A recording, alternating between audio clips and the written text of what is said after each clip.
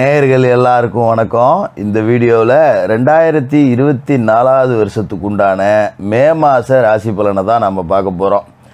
ராசி பலன் பார்க்குறதுக்கு முன்னாடியே பார்த்திங்கன்னா எல்லாருக்கும் பெரிய பிரச்சனை வெயில் அப்படிங்கிறது தான்.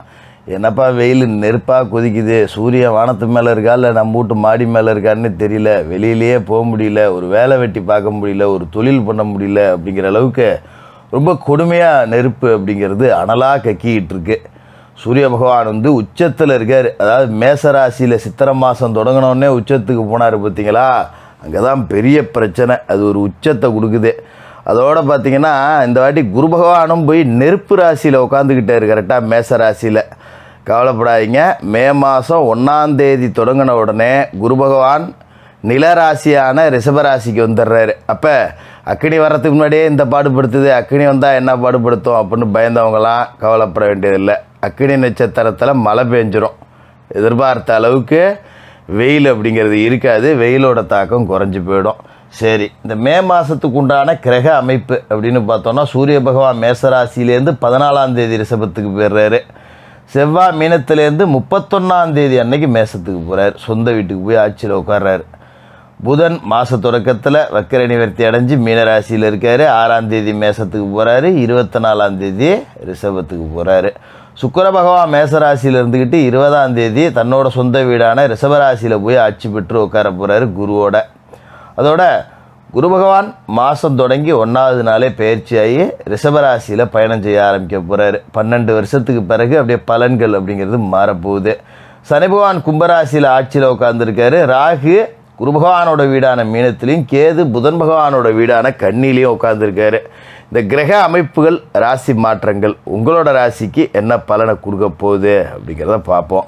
விருச்சிக ராசி நேயர்களே, உங்களுக்கு இந்த மே மாதம் எப்படி இருக்குது அப்படின்னு பார்த்தோன்னா, இந்த விருச்சிக ராசிக்காரர்களுக்கு இந்த மே மாதம் ஒரு அற்புதமான மாதம். ஏன்னா இந்த குரு பகவானோட பயிற்சி அப்படிங்கிறது ரொம்ப எதிர்பார்த்து காத்துக்கிட்டு இருந்த ஒரு பயிற்சியாக தான் இருக்கும் விருச்சிக ராசிக்காரர்களுக்கு. ஏன்னா அவ்வளோ நன்மைகள் அப்படிங்கிறது இருக்குது. அதோட ராசிக்கு அதிபதி செவ்வாயும் இந்த மாதம் முழுக்க பார்த்திங்கன்னா மீனராசியில் இருக்கார். அதாவது ராசிக்கு 5ஆவது வீடு பூர்வ புண்ணிய ஸ்தானத்தில் செவ்வாய் மாதம் முழுக்க இருக்கார். 31ஆம் தேதி தான் மாற போகிறாரு. அப்படிங்கிறதால நம்ம ஒரு நாள் கணக்கெடுத்துக்க வேண்டியதில்லை, அதை விட்டுடுவோம். அப்போ 5ஆவது இடத்துல செவ்வாய் ராசிக்கு அதிபதியாக உட்காந்துருக்கார் பூர்வ புண்ணிய ஸ்தானத்தில். குரு பகவானோட மாற்றம் அப்படிங்கிறது ரொம்ப அற்புதமாக இருக்குது. இப்போ சனி பகவான் உங்களுக்கு ராசிக்கு சரியில்லாத இடத்துல இருந்தார். ஏன்னா சனி பகவான் உங்களோட ராசிக்கு அர்த்தாஷ்டம சனியாக இருக்கார். அர்த்தாஷ்டம சனி அப்படிங்கிறது அஷ்டம சனியில் பாதி. அஷ்டம சனி அப்படிங்கிறது ஒன்றும் வெளியே சொல்லிக்க வேண்டியதில்லை, சத்தம் போடாமல் அழுதுகிட்டே இருக்க வேண்டியதுதான். நம்ம வெளியில் அழுதா கூட நம்மளை கண்ணை துடைக்கிறதுக்கு 10 பேர் இருக்க மாட்டான், கை கொட்டி சிரிக்கிறதுக்கு வேணா இருப்பான். அங்கே வர்ற அழுதுகிட்டு இருக்கா, இவெல்லாம் ஆன ஆட்டம் கொஞ்சம் நெஞ்சமாடா, அப்படி தாண்டா வேணும் இவனுக்குன்னு. அப்படிப்பட்ட அஷ்டம சனியில் பாதி தான் அர்த்தாஷ்டம சனி. நம்ம அழுவ வச்சு வேடிக்கை பார்க்கறதுக்குன்னே, அழுவ வச்சு ரசிக்கிறதுக்குன்னே, நம்மளோட துன்பத்தில் இன்பம் அடைகிறதுக்குன்னே ஒரு கூட்டம் அப்படிங்கிறது இருக்கும். அது யாருன்னு பார்த்தீங்கன்னா நீங்கள் நல்லது செஞ்ச கூட்டமாக தான் இருக்கும். நீங்கள் பார்த்து ஒருத்தருக்கு நல்லது செஞ்சுருப்பீங்க, அவன் தான் உங்களை சித்திரவதை பண்ணணும்னு நினச்சிக்கிட்டு இருப்பான், பின்னாடி இருந்து முதுகில் குத்திக்கிட்டு இருந்திருப்பான். கடந்த காலகட்டம் பூரா இப்படி தான் ஓடி இருக்கும். ஏன்னா இந்த அர்த்தாஷ்டம சனியோட ஆதிக்கம் அப்படியே அதோட உடல் பிணி அப்படிங்கிறதையும் கொடுத்துருக்கும். குறிப்பாக பார்த்தீங்கன்னா கைகால் வலி, மூட்டு வலி, முதுகு வலி குடைச்சலாக குடைஞ்சி எடுத்துருக்கும். குனிஞ்சா நிமிரம் இல்லை, நிமிந்தா குனியம் இல்லை. காலையில் ஏந்திரிச்சு வேலைக்கு போகணும் அப்படின்னா ஏண்டா ஏந்திரிக்கிறோம் அப்படிங்கிற மாதிரியே இருக்கும். இன்னும் கொஞ்சம் நேரம் படுத்திருக்கலாம், சரிப்போ ஒரு வழியாக இன்றைக்கி லீவு போட்டு படுத்திருப்போம் அப்படிங்கிற மாதிரி தான் ஓடும். எந்த வேலையிலையுமே ஒரு நாட்டம் இல்லை, உடம்பு ஒத்துழைக்கலை, மாடு மாதிரி வேலை செஞ்சுக்கிட்டு இருந்தேன், என்ன ஆச்சுன்னு தெரியல, திடீர்னு இப்படி இருக்குது, ஒரே மதன்னே இருக்கே, மலப்பாக இருக்கே, இப்படி உடம்பை மாற்றி போட்டிருக்கோம் இந்த அர்த்தாஷ்டம சனி அப்படிங்கிறது. மற்றவன் ஓப்பி அடித்தா நம்ம ஒரு காலகட்டத்தில் திட்டுவோம். ஏன்னா ஆஃபீஸுக்கு வந்த வேலையை பார்க்காம சும்மா அரட்டை அடிச்சுட்டு உட்காந்து ஓய்வு எடுக்கிறேன், தூங்குறேன்னுக்கிட்டு அப்படின்னு. இப்போ நம்மளே அந்த மாதிரி மாறி இருப்போம், நமக்கு தெரியாமலே. நம்ம வேலையை இன்னொருத்தன் எவனா செஞ்சிட மாட்டானா அப்படின்னு நம்ம மனசு கிடந்து அடிச்சுக்கிறத நம்ம நேரில் பார்த்துருப்போம். அந்த அளவுக்கு நம்மளோட உடம்பு வீணாக போச்சு அப்படின்னே சொல்லிவிடலாம். அப்படிப்பட்ட ஒரு அர்த்தாஷ்டம சனி அப்படிங்கிறது இப்போ பாதியாக குறைய போகுது. ஏன்னா குரு பகவானோட பயிற்சி. இது வரைக்கும் குரு பகவான் எங்கே இருந்தார் அப்படின்னு பார்த்தீங்கன்னா ராசிக்கு 6ஆவது வீட்டில் மேசராசியில் இருந்தார். அதாவது 6இல் குரு ஊரில் பகை. இதை நான் சொல்லி உங்களுக்கு தெரிய வேண்டியதில்லை, பொதுவாகவே எல்லாருக்குமே தெரியும். இந்த 6ஆம் இடத்துல இருந்த குரு என்ன பண்ணியிருப்பார், காலையில் எழுந்திரிச்சோம்னா வீட்டில் பஞ்சாயத்தோடு தான் எழுந்திரிப்போம். சாதாரணமாக எந்த பிரச்சனையுமே இல்லாட்டியும் வீட்டில் வந்து பிள்ளையோகிட்ட மனைவிக்கிட்ட சண்டை நடக்கும். ஏம்பளை பிள்ளைகள்கிட்ட காலையிலே கத்திக்கிட்டு இருக்கேன், இப்போ சாம வாயை மூடிட்டு இரு அப்படின்னோம்னா உடனே நம்மகிட்ட சண்டைக்கு வந்துடுவாங்க. அது ஏன்டா வம்பு அப்படின்னு சொல்லிட்டு நம்ம நோவாமல் எங்கன்னா டீ கடையை பக்கம் எழுந்திரிச்சு ஓடணும். இப்படி தான் இருக்கும். அதேமாரி குளித்து முழுவி கிளம்பி ஆஃபீஸுக்கு கிளம்பி போனோம்னா வண்டி வாகனத்தில் போகும்போதே அவனா ஒருத்தன் குறுக்க வித்தை காட்டிட்டு வருவான். ஏண்டாலே ஏன்டா போய் தொலைங்கடா அப்படின்னு அவனை விரட்டிவிட்டு ஆஃபீஸுக்கு போனால் நம்மளை போட்டு கொடுக்கறதுக்குன்னே பிறவி எடுத்த மாதிரி ஒருத்தன் ஆஃபீஸில் இருந்திருப்போம். நம்ம என்னதான் வேலை செஞ்சாலும் நம்மகிட்ட இனிக்க பேசிட்டு மேலே போய் நம்மளை பற்றி ஒன்றுக்கு ரெண்டாக போட்டு கொடுத்து அதில் ஒரு சுகம் காணுவானோ. ஏண்டா எனக்காகனே பிறந்து வந்துடுறீங்களாடான்னு அவனை கட்சி கட்டிவிட்டு கூட உள்ள வேலையை இழுத்து போட்டு செஞ்சு என்னதான் செஞ்சாலும் நல்ல பேர் இல்லை அப்படிங்கிற அளவுக்கு இருந்திருக்கும். இந்த 6ஆம் இடத்து குருவால் காலையிலேருந்து சாயங்காலம் வரைக்கும் சண்டை. இப்போ குரு மாதம் தொடங்கி 1வது நாளே 7ஆவது இடத்துக்கு வந்துட்டார். இந்த 7ஆம் இட குரு அப்படிங்கிறது ஒரு அற்புதமான அமைப்பு. அதாவது கலத்திர ஸ்தானம். இந்த கலத்திர ஸ்தானத்தில் குரு பகவான் இருக்காரு அப்படின்னா மனைவி, தொழில் கூட்டாளிகள், நண்பர்கள், இவங்க 3 பேரையும் குறிக்கக்கூடிய இடத்துக்கு குரு பகவான் வந்திருக்காரு. அப்படிங்கும்போது உண்மையான நல்ல நண்பர்களை இந்த காலகட்டத்தில் நீங்கள் அடையாளம் கண்டுக்கலாம். கடந்த காலகட்டத்தில் யாரெல்லாம் கெட்டவன் நினச்சிங்களோ அவன் தான் உண்மையானவன் இனிமேல் தான் நீங்கள் தெரிஞ்சுப்பீங்க. இந்த நட்பு வட்டம் பலப்படும். நண்பர்கள் உங்களுக்கு உதவியாக இருப்பாங்க. இது வரைக்கும் பார்த்தீங்கன்னா நம்மகிட்ட 10 ரூபா வாங்கி தின்னுட்டு உபத்திரவம் பண்ணிட்டு தான் ஓடி இருப்பானுங்க, முதுகில் குத்தி இருப்பானுங்க, நமக்கு ஒன்றுனா வந்து நிற்க மாட்டானுங்க. இப்படி இருந்த நண்பு வட்டம் அப்படிங்கிறது கலைஞ்சி போய் நல்ல நண்பர்களை குறைந்த எண்ணிக்கையில் சிக்கனமாக வச்சுக்கிட்டு நல்லபடியாக இருக்கும். ஒரு அற்புதமான ஒரு நட்பு வட்டம் அமையும்.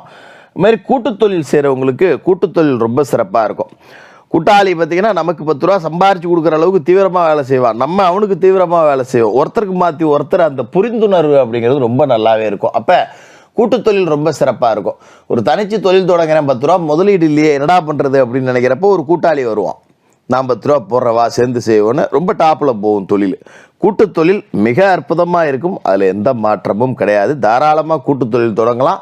இல்லை தனிச்சு தொழில் தொடங்கி செஞ்சுக்கிட்டு இருக்கேன், ஒரு கூட்டாளியை சேர்த்துக்கலாமா ஜோசியரே அப்படின்னா தாராளமாக சேர்த்துக்கலாம். அதுக்கு ஒரு அமைப்பு அப்படிங்கிறது இப்போ வந்திருக்கு. அதோட கலத்திரஸ்தானம் அப்படிங்கிறது குறிப்பாக வாழ்க்கை துணையை குறிக்கிறது. மனைவியோ கணவனோ யாரோ உனக்கு ஆணுக்கு பொண்ணு, பொண்ணுக்கு ஆணு அப்படி குறிக்கக்கூடிய அமைப்பு. அப்போ ஒரு கணவர் வேலை இல்லாமல் இருக்கலாம், இல்லை கடந்த காலகட்டத்தில் வேலையை இழந்திருக்கலாம். ஏன்னா 6ல் குரு இருக்கும்போது ஆஃபீஸில் ஏதாவது சண்டை சச்சரவில் எவனையா டப்புன்னு கை நீட்டி அடிக்க போய் எப்படி நீ ஆஃபீஸில் கை நீட்டலான்னு வேலையை விட்டு எடுத்துருப்பாங்க. இந்த மாதிரிலாம் இருந்திருக்கும். அரசு வேலையில் இருந்தவங்க சஸ்பெண்ட் செய்யப்பட்டிருப்பாங்க. அவங்களுக்குலாம் இப்போ அந்த உத்தியோகம் திரும்ப கிடைக்கும். அதுமாதிரி இணையரோட வாழ்க்கை அப்படிங்கிறது சிறப்பாக இருக்கும். நமக்கு ரொம்ப ஆச்சரியத்தை கொடுக்கும். அதுமாரி மனைவி இருப்பாங்க, வீட்டில் ஏதாவது நானும் சும்மா தான் உட்காந்துருக்கேன், போர் அடிக்குது, வீட்லேயே ஏதாவது ஒரு தொழில் செய்கிறேன்பாங்க, அமைச்சு கொடுக்கலாம், தப்பு இல்லை. இந்த காலகட்டத்தில் நல்ல வளர்ச்சி அப்படிங்கிறது இருக்குது. அதனால் கணவன் மனைவியால் 2 பேருக்குள்ள ஒருத்தருக்கு ஒருத்தர் நல்ல புரிதல் அப்படிங்கிறது இருக்கும். பிரிந்து போனவர்கள் ஒன்று சேரலாம். காதல் உறவில் இருக்கிறவங்களுக்கு அந்த காதல் ரொம்ப இனிக்கும். காதல் திருமணம் அப்படிங்கிறது இப்போ கைகூடும். வீட்டில் பர்மிஷன் வாங்கிடலாம். இது மாதிரி ஏகப்பட்ட நல்ல அமைப்பு அப்படிங்கிறது இந்த காலகட்டத்தில் கிடைக்கும். அதோட குரு பார்வை அப்படிங்கிறது ராசிக்கே கிடைக்குது. அதனால அர்த்தாஷ்டம சனியோட தாக்கம் அப்படிங்கிறது பெரும்பகுதி விலகிறோம். அப்படிங்கிறதால முழுசாக விலகாது அதையும் சொல்லி போடுறேன். ஏன்னா சனியை முழுசாக கட்டுப்படுத்தக்கூடிய அளவுக்கு குரு கிடையாது. ஏன்னா சனி ரொம்ப மோசமானவர், ஓரளவு கட்டுப்படுத்தி விடுவார். அதனால் உடம்பு விஷயத்தில் இருந்து பிரச்சனைங்கிறது நீங்கிடும். நம்ம கொஞ்சம் தெம்பாக தாண்டா இருக்கும், பிரச்சனை இல்லை அப்படின்னு. காலையில் ஏஞ்சா கை கால் வலிக்குதுன்னாங்க, ஏதோ மாதத்தில் 2 நாள் கை கால் வலிக்குதுன்னு படுக்கிற அளவுக்கு இருக்கும். அந்த அளவுக்கு ஓரளவுக்கு தேறிடுவோங்கிறதால நம்மளால் அதிக நேரம் உழைக்கவும் முடியும், பயணம் செய்ய முடியும். இப்படி உடம்பு எல்லாத்துக்குமே ரெடி ஆகிடும், மனசும் தயாராகிடும். அதனால் பயப்பட வேண்டியதில்லை. குரு பகவானோட பார்வை ராசிக்கே கிடைக்குது அப்படிங்கிறது ரொம்ப அற்புதம். ராசிக்கு 3வது வீட்லேயும் விழுவுது, 11வது வீட்லேயும் விழுவுது. 3வது வீட்டில் விழுவுறப்ப சகோதர உறவுகள் இணைக்கும், சகோதரர்கள் ஆதரவாக இருப்பாங்க. 11வது வீட்டில் விழுவுறப்ப லாபம் அப்படிங்கிறது ரொம்ப அற்புதமாக இருக்கும். அதோட செவ்வாய் அற்புதமான இடத்துல இருக்கார். அப்படிங்கிறதால புத்திரர்களுக்கு வேலை கிடைக்கும். பையன் படிச்சுட்டு வேலைக்கு போகாமல் சும்மா சுற்றிட்டு இருக்கான், பார்க்க கஷ்டமாக இருக்குன்னு எங்களுக்குலாம் பசங்களுக்கு வேலை கிடைச்சி அவன் 10 ரூபா சம்பாரித்து நம்மகிட்ட கொண்டாந்து கொடுக்குறத பார்க்க மனசுக்கு ரொம்ப சந்தோஷமாக இருக்கும். சரி பரவாயில்ல, பிள்ளை எப்படியோ பொழைச்சிக்கிட்டான் அப்படின்னு. அப்படி ஒரு யோகா அமைப்பு அப்படிங்கிறது இருக்குது. பெருசாக ராகுக்கு எதுக்களால் நீங்கள் பயப்பட வேண்டியது கிடையாது. அது எது வந்தாலும் பார்த்துக்கலாம். ஏன்னா ராசிக்கு குரு பார்வை இருக்குது. அப்படிங்கும்போது இந்த சர்ப்பகிரகங்கள் பெருசாக பாதிப்பு அப்படிங்கிறதெல்லாம் கிடையாது, பயப்பட வேண்டியதில்லை, அதை விட்டுருங்க. மற்றபடி தினம் குளித்து முழிவிட்டு குரு பகவானை மனசார வணங்கிட்டு உங்களோட வேலைகளை தொடங்குங்க. குரு அருளே திருவருள் அப்படிங்கிறத மனசார உணர்ந்துக்கிட்டிங்கனாலே போதும். அதோட சனிக்கிழமையில காலையில் குளித்து முழிவிட்டு விநாயக பெருமான் வழிபாடு, அதன் பிறகு பெருமாள் வழிபாடு, அதன் பிறகு அனுமன் வழிபாடு. மாலை நேரத்தில் சனி பகவானுக்கு எல் தீபம் ஏற்றி சனி பகவானை மனசார வணங்கிட்டு மாற்றுத்திறனாளிகளுக்கு உங்களால் முடிஞ்ச உதவிகள் செய்யுங்க. இந்த மே மாதம் உங்களுக்கு ஒரு அற்புதமான தொடக்கத்தை கொடுக்கக்கூடிய உன்னதமான மாதமாக இருக்கும். விருச்சிக ராசிக்காரர்களுக்கு வாழ்த்துக்கள்.